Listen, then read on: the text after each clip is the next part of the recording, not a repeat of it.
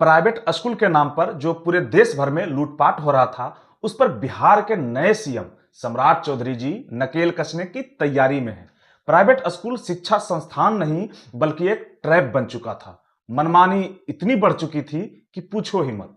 बच्चों के जो माता पिता होते थे, उनको हमेशा से यह शिकायत रहती थी कि कुछ प्राइवेट स्कूल मनमाने तरीके से फीस बढ़ा रहे थे और कुछ पैसा अलग से भी चार्ज कर रहे थे।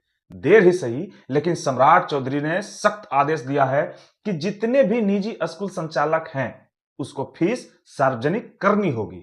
आजकल का जो प्राइवेट स्कूल है, वह शिक्षा का केंद्र ना होकर के दरअसल वो व्यवसाय का केंद्र हो गया है। यानी कि पेरेंट्स पर यह दबाव बनाया जाता था कि आप मनमाने तरीके से फी देंगे, मतलब बच्चा उसी स्कूल में पढ़ रहा है, लेकिन अगर उस बच्चे को 7th क्लास से 8th क्लास में जाना है तो वापस से उस बच्चे का री एडमिशन होता था और री एडमिशन के लिए दोबारा से पैसा देना होता था।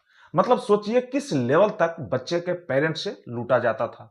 और यह कहानी 98% प्राइवेट स्कूलों की है। इसके अलावा फी में मनमाने ढंग से बढ़ोतरी किया जाता था। हर साल देखते होंगे सिलेबस में बड़े स्तर पर बदलाव कर दिया जाता था।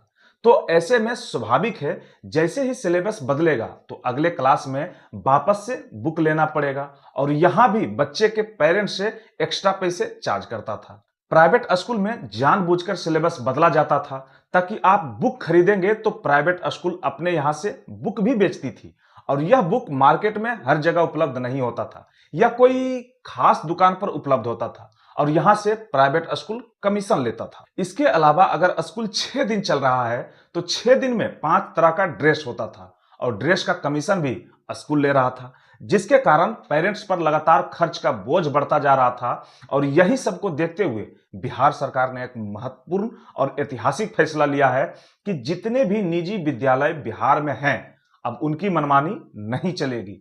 सरकार इसको लेकर सख्त नजर आ रही है।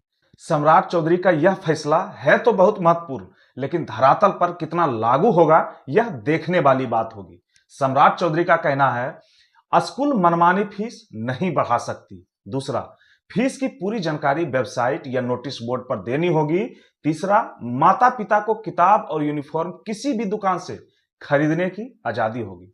चौथा, फीस बाकी होने पर भी बच्चों का रिजल्ट रोकने जैसी कोई कार्रवाई नहीं होनी चाहिए।